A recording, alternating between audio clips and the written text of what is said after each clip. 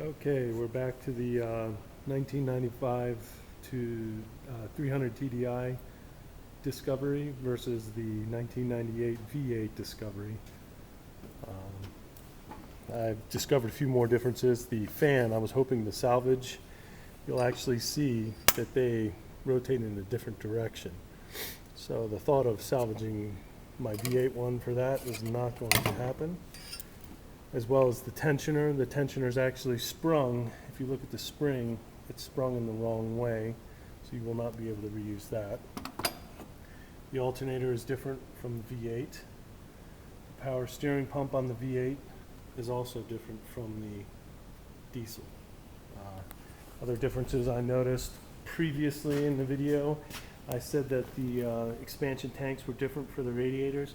They're actually identical. The plumbing off of the diesel is different than this gas one here. This one being the gas, this one being the diesel. They're both 15 psi caps, so you can reuse, it appears, the cap and the expansion tank. The air boxes are different. This being the V8, you'll notice that it just has a trumpet going in, whereas the diesel actually has almost like a cold air intake, for lack of a better term for it. And obviously the intake to the box is, or from the box, is different.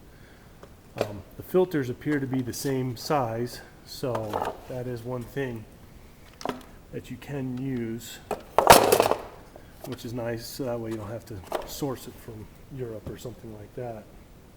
The lids are different. As you can see on this one here, being the diesel, is different from the one that's not a diesel. This one has a sensor on it. This TDI does not have a sensor, as well as the pickup is different. This is a V8 lower radiator hose. Very different, as you would imagine, from the diesel, but that was to be expected.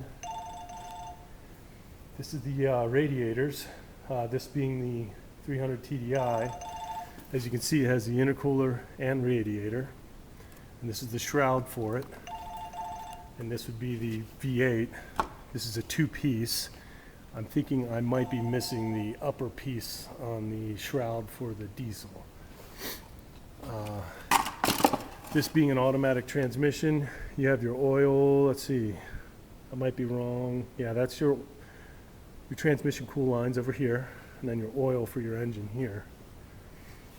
On the 300 TDI, you just have the oil for the engine, but there is no automatic transmission cooler. Obviously your intercooler, then your radiator. The way they mount, you'll see, are identical.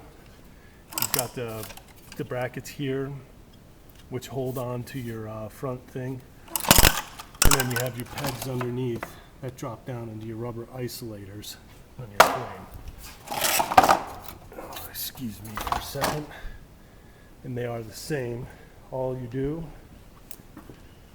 is you drop them down into your rubber isolators there, and then they both mount just like they would on the regular V8s. So that's just a few more of the differences. As I note more, I'll pass them on.